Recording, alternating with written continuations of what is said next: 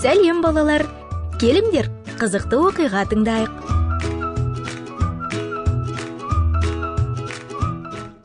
Филипп пен Рут қатты ұйықтап жатқандықтан, түн ортасында үйдегі қадамдардың дыбыстарын естімеді.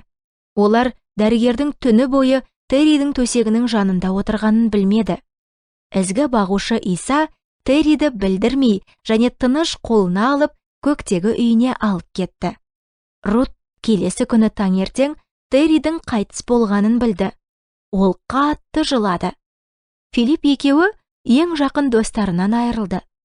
Жерлеу рәсімінде қауым жетекшісі Робинджер мырза ізгі бағушы Иса туралы әңгімені дауыстап оқыды. Жерлеу рәсімінен кейін Рут мұңайып, орманда аралап жүрді. Терри қайтыс болды деген ойдың өзі оны қорқытты.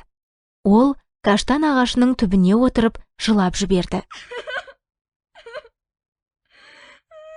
Рут, сен неге жылап тұрсың? Кенеттен оның қасына Теннер мырза келді. Ол жайлауда жайылып жүрген қойлардың иесі еді. Рут оған не болғанын айтып берді.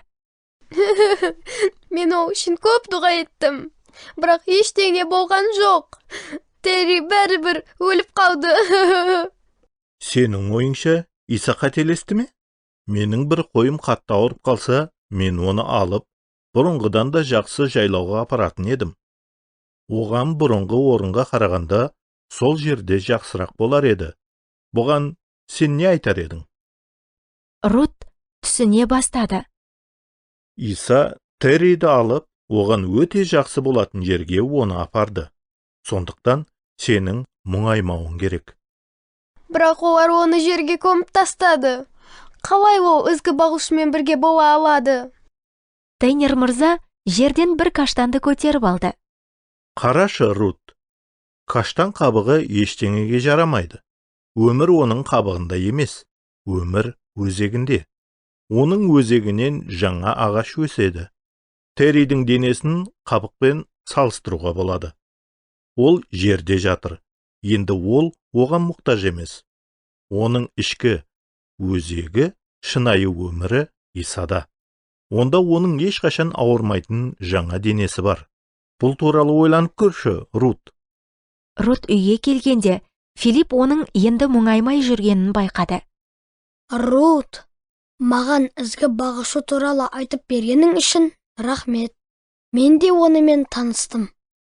Терри қазір онымен бірге. Бір күні біз де оған барамыз. Ал ертең мен мектептегі балаларға ізгі бағушы туралы айтып беремін.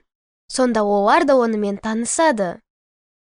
Балалар, ал сендер ізгі бағушы Иса туралы кімге айта аласыңдар?